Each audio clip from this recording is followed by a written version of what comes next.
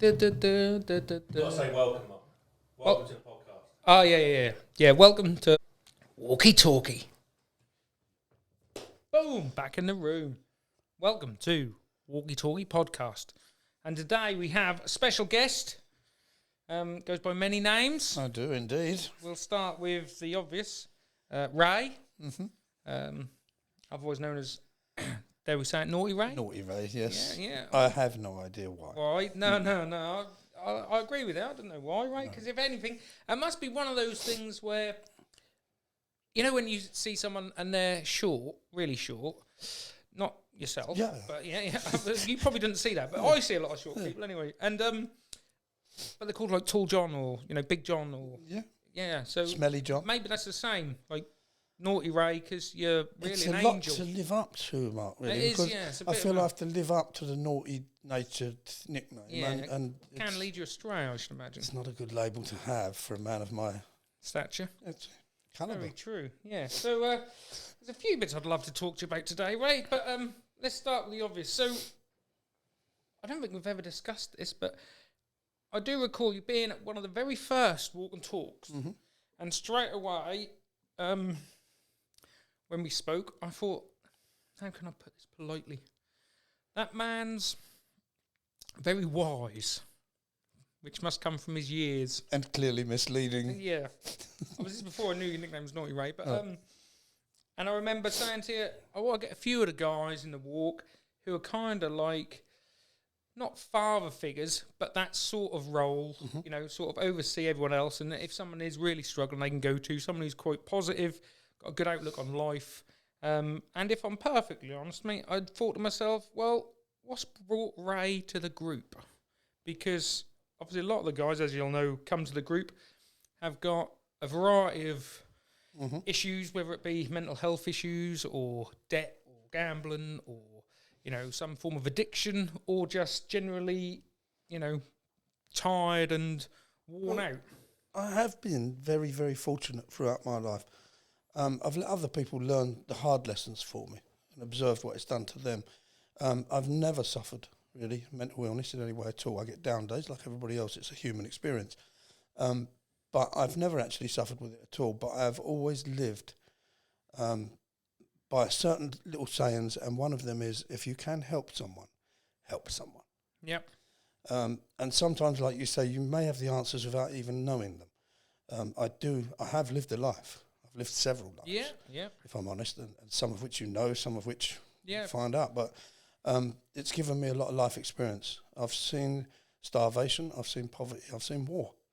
Yeah. None of which have had to affect me in any way at all, other than just as an observer. But it has taught me to be grateful for everything in life, and it has given me some lessons that I can pass on to others. Yeah. To be fair, even just on that note, mate, just from you saying that straight away takes me back to, I mean, it was a good few years ago now, it must have been a couple of years ago when all the Ukraine war, you'd been to Poland. I remember seeing one of your videos on Facebook where you'd cried my eyes out. Yeah, go on and just in your words, can you tell us a little bit about what happened there? Yeah, I'd been to Auschwitz during the day, which is, as you know, you've been there. It's not an easy ride. Later on in the day, and this was shortly after the Ukraine war had started. This is going back now to early 23. And I met in the square. They'd had a vigil. They were doing it for all the hours of daylight every day. Bearing in mind now it is now minus 12 degrees and it's a snowdrift. And I've met some young girls there from Ukraine who had summer clothes, and the only thing they had to protect them was Ukrainian flags. I may well up during this, so forgive me if I do. In fact, don't forgive me. It's a human response. Yeah, of course. One of the girls was asking me if I could give her some money. They had little ambulance-shaped collection boxes, and they were supposedly collecting for ambulances for their village to get people away from the front lines and stuff. At that point, the police came in and interjected and said, these guys are legitimate. So now I'm going to believe everything this girl tells me. Yeah. While she's trying to tell me that about, you know, what's going on there and what they need, she's constantly trying to check her phone, and she looked really sorrowful. Stupidly, I said to her, is everything all right at home? She then told me that she'd spoken to her father every day for the last year and her brother twice a day. She was in Poland with her mother as refugees. The men had to stay and fight, though they didn't want to. She'd spoke to her father and brother every day for 5 days, and for the last, every day for a year. For the last 5 days, no answer from her phone calls and no phone calls from her parents. And earlier that morning, before I met her, she found out that her village had been bombed. Oh. So I am now possibly speaking to an orphan who's lost a brother. Or not an orphan, but at least. And I just couldn't help it. I just went into a bit of a meltdown. And I said to them, when did you eat last? I'll give her some money to get some food. She put it straight in the ambulance box. So I'm like, hell's teeth, you need to eat, darling. You know. So I went away and I bought a load of food, kebabs, donuts, all kinds of stuff, carrier bags full. Spent a fortune. Went back and gave it to them. They all crowded round me and gave me a big hug and were really grateful for it. And I thought, shit, they need hats and gloves and stuff. So I went to a local store. All I could find was pink beanie hats and animal hats, you know, like. Yeah. So I went back with a load of hats and gloves and I gave them these things, and this girl put her little pink hat on and she smiled at me. She was about 12 years old, little braces on her teeth. And it just broke my heart. Yeah. I bet there's an element there that's got to be quite rewarding, though. Because obviously I've known you now I begged her to smile one more time so I could get a photograph of her. I can show you it now. Yeah. It was rewarding. I was going to spend money on duty-free, on rum, cigarettes. Yeah. Well, to be fair, as we well know, mate, you probably wouldn't have got home with it anyway. So, well, yeah, but you know, but I thought to myself, that's just wrong. It's the wrong thing to do. Yeah. So I gave them all the spare money I had before I left, and literally everything. I came back to England with nothing. I remember seeing your video when you put money it well on spent. Facebook, and it was a touching video. It's hard sometimes to get that across especially on social media. You know, people's genuineness as well. And I think, if I'm honest, that's probably what made me realise, not so much from that fact, but the whole going back to the Auschwitz thing. And thought, we'll do a bit of a visit. Again, I can remember ringing you and saying, you know, I've organised with the Walk and Talk guys going to Auschwitz. I think it was 9 of us the first time. We were going for the weekend because I don't want it to all be, you know, negative as such. But I think it's important for some of the guys to see what others have gone through and, absolutely, you know, and what is actually survivable. You know, what people can, the harrowing events people can actually get through and still come out the other side, and how strong some people are when you don't even realise it. But I remember you saying, I remember thinking to myself, we'll do that at the end of the trip, because I didn't want it to put a downer on the whole weekend.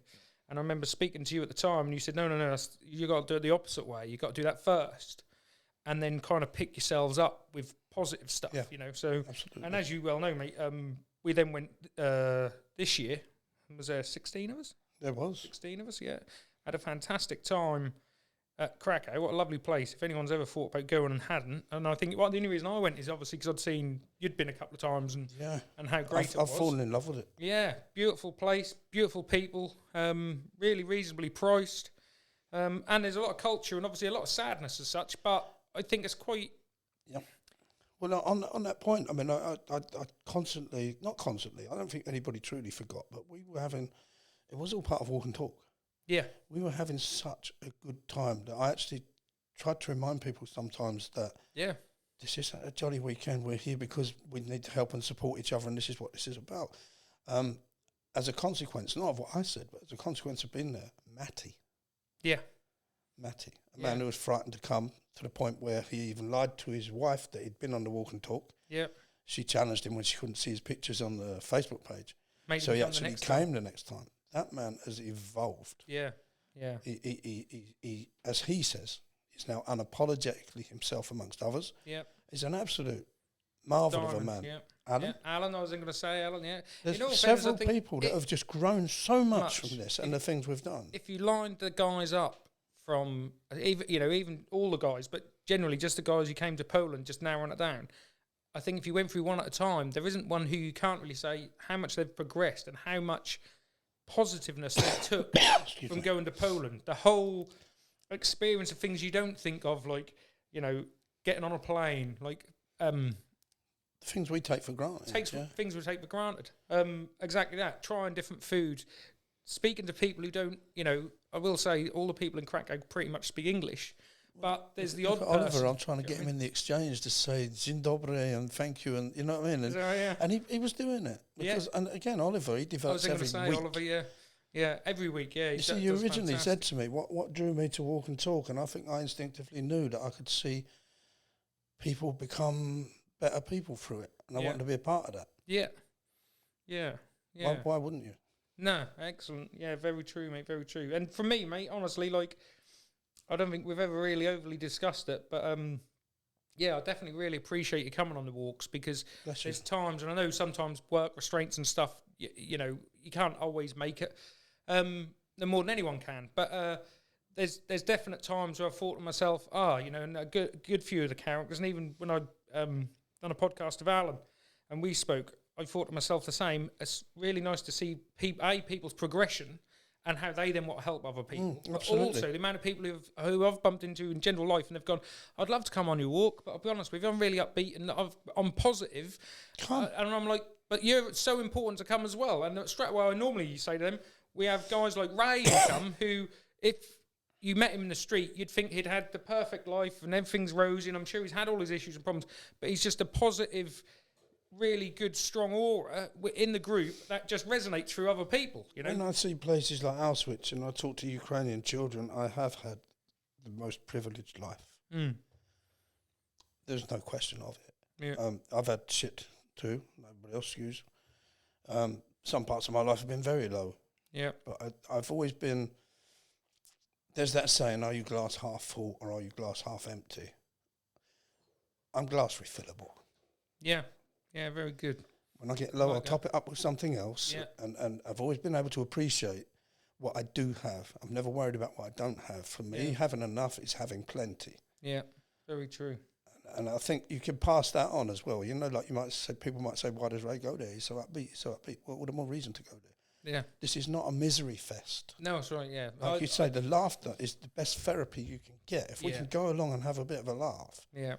Then everybody gains from it. I think that's one of the biggest things missing.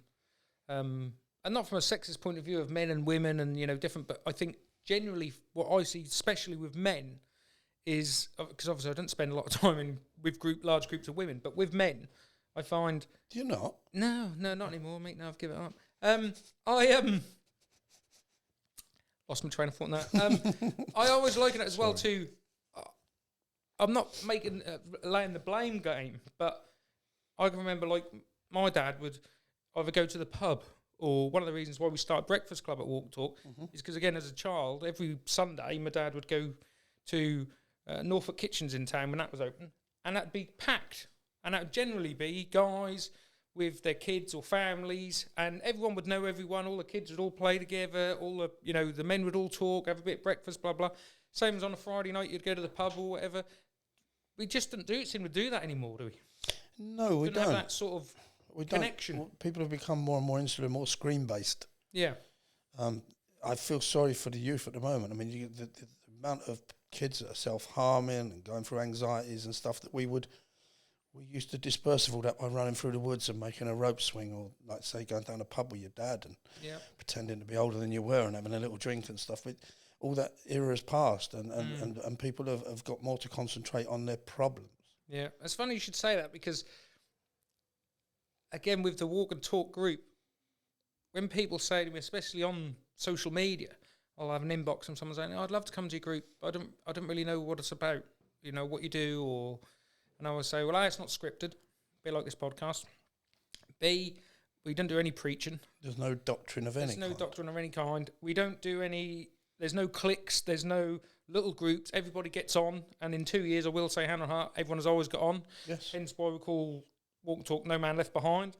Doesn't matter what your background is, doesn't matter what your preferences are, doesn't matter what football team you support. Mark, there are no two people the same. Same. None, is there? None. Really, genuinely. And I say there's, no matter what sort of demographic you feel you fit in, I guarantee there'll be a guy with either the same issues, he'll support the same football team, you know, he'll like the same foods, and there'll also be a guy who's completely the opposite end of the spectrum, but you will get on like best friends, I guarantee it. And the very thing I always say to people is, the easiest way I can put it is, if you can remember when you were at school as a child, and you'd get home from school, and you'd get changed, You go get the bike out of the garage, and you'd say to your mum and dad, right, I'm off. I'm going to see Bob, Fred, whoever.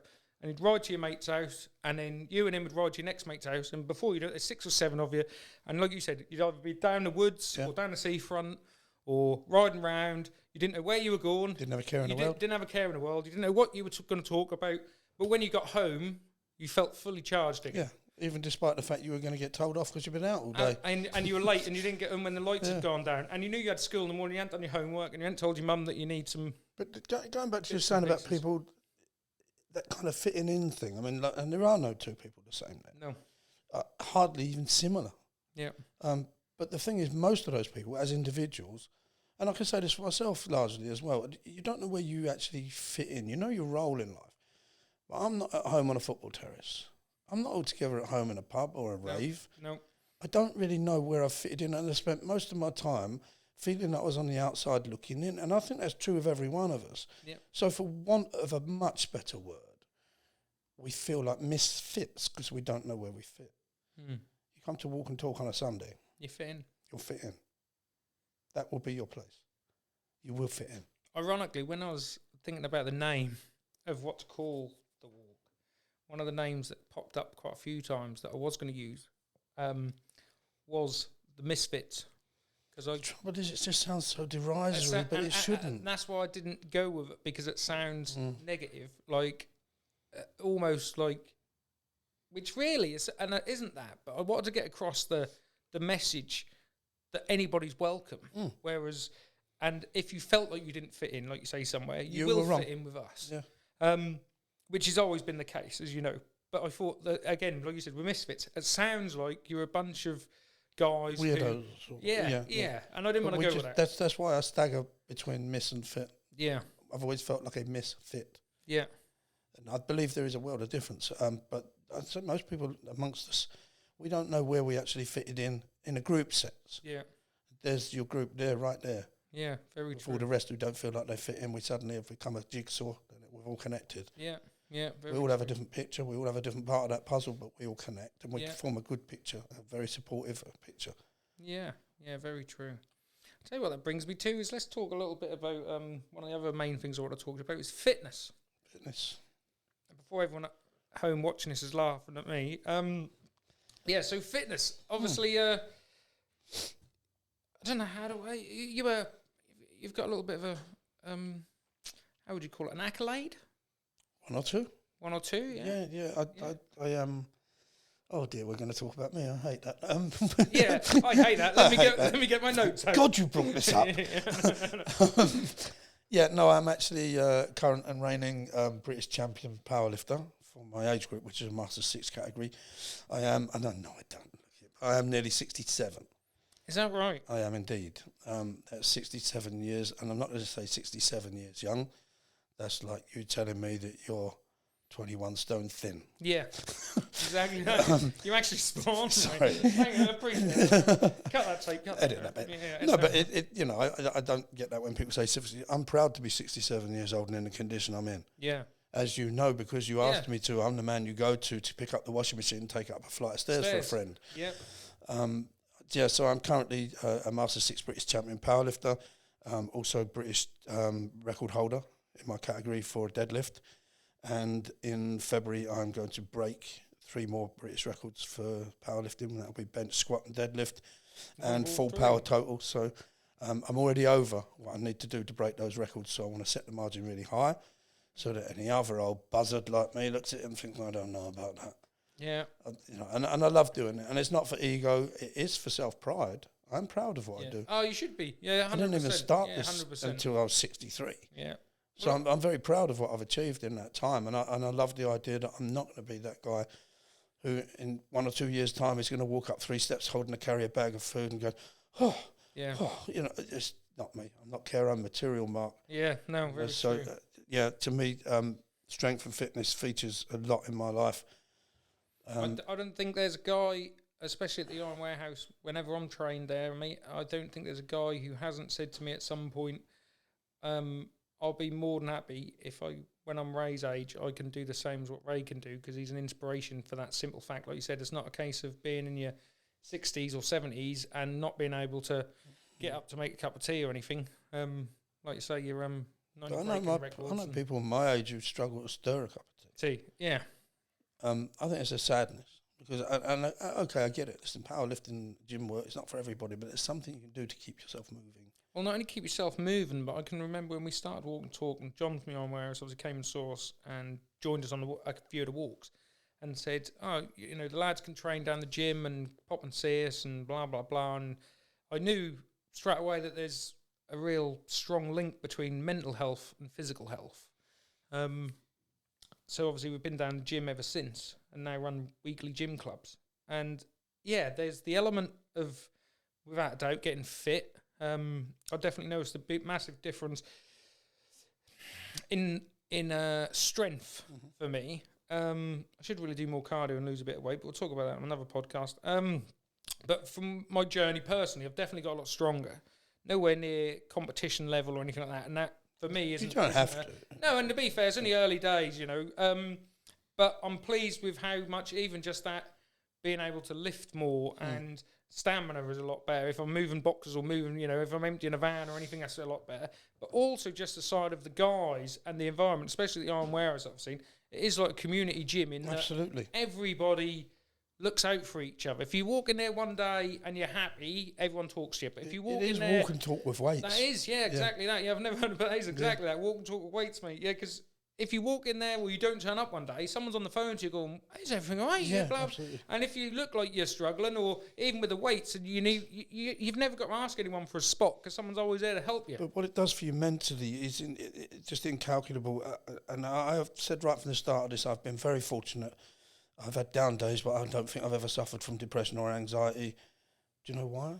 Preventative medicine. Yeah. You know, I've always done some gym work of some kind. I haven't been into powerlifting for too long. Yeah. I've been in and out of gyms for many, many years, decades. And perhaps if I hadn't, I would have known what it's like to suffer with anxiety and depression, because there's an unbelievable link to mental health. Yeah. Yeah. And it's scientifically proven. It's not just me because I've had a good time. It's scientifically proven. Apart from the physical benefits, bone structure. Yeah. At my age, if I break a hip or a femur, I'm statistically likely to die within 3 years. But my bone density is improved by the strength work that I do. Statistically, I won't be dead for another 100 years. Yeah. I'm going to make sure of it. Yeah. That'd be good. Yeah, fantastic. I must admit, I've really got some positive stuff out of going to the gym myself. That whole thing of... The one that really got me was the not pushing yourself. That's the wrong sort of phrase. But you know, when you're training and someone's really like, you got one more rep and you go, keep going and pushing. Fine. When you leave the gym after you've had a session like that, you feel 100 times better than what you would even just doing a normal workout. Absolutely. That whole and it hasn't got to be anything really. It could be just one more rep on every exercise. The truth is, because we're all our own worst enemies, and you are more capable than you think you are. Yeah. Well, when somebody shows you, and you surprise yourself. That actually is the case, and you've surprised yourself. You always that again. You get that self-pride thing that comes with it. Yeah, it's clever. I think the link. I think I've walk and talk with weights. It really is that. It is a therapy. It's another part of the therapy, the laughter, everything else. We have the gym sessions, come on. Yeah. They're just a laugh a minute. They are, yeah. They really are. They're hard work, yeah. Yeah, but they are. But they're a laugh a minute. Yeah, definitely some humour there. But what else do you like doing then, Ray, other than gym and walk and talk with us? What other interests have you got? In terms of hobbies, I mean, I do play guitar, but I'm a closet guitarist. I could never go on a stage. It's hard enough for me to make a little video and put that online occasionally. Really, I don't know. I'm just so gym obsessed. Really, right, yeah. I'm either at work or at gym or sleeping or eating. Yeah. How often do you train? Every day? I train to a program 4 days a week, usually at about 4 hours a time. Yeah. But I do incidentals as well because I love being in the gym as a community place. Yeah. There's times I will walk in there and I'm just for whatever, and not the gym, and just socialise because it is that kind of place. That is, yeah. Yeah. Well. Thank you ever so much, Ray. It's been my pleasure. In. And it's been my pleasure, mate. It's been really good to see you. And, I say a lot. I need to work that out, especially on the podcast. See? Caught up with me. We wouldn't say it again. Have you got any words of wisdom for us as we finish up this podcast? I don't know so much about words of wisdom, but I will leave you with two things that I live my life by. And they're not just sayings, I think it's quite evidential. One is, as I said at the beginning, I've always lived my life by this fact. If you can help someone, help someone. Yep, I like that. And also, happiness is an incredibly beautiful thing, even when it's not yours. Oh, yeah, I agree with you there, yeah. And I live my life by those things. There's a saying, I can't think of it off the top of my head, but something along the lines of the most magical thing about happiness is... It doesn't have to be yours. Doesn't have to be yours to make you happy, which is very, very true. I know it's just supposed to be a few words of wisdom, but I will just say, for a few years, I used to have a hobby of going to airport arrival lounges. And picking up strangers. And just seeing people embrace, having not seen each other for ages. It used to fill me with joy. Oh, If I was near an airport, I'd have to go and see. just spend an hour there watching somebody with a board. And I'd never thought you know of that, but that must be because... Honestly, the joy you will see in an arrivals lounge in a big international airport. Yeah. If you're feeling down, go and see it. Love that. Go and have a look. Yeah. See what it means to some people. You know what I mean? Just happiness is beautiful. It doesn't have to be yours. You can make it yours. Yeah. Yeah. Oh, fantastic. Cheers for coming in, Ray. It's been my absolute pleasure.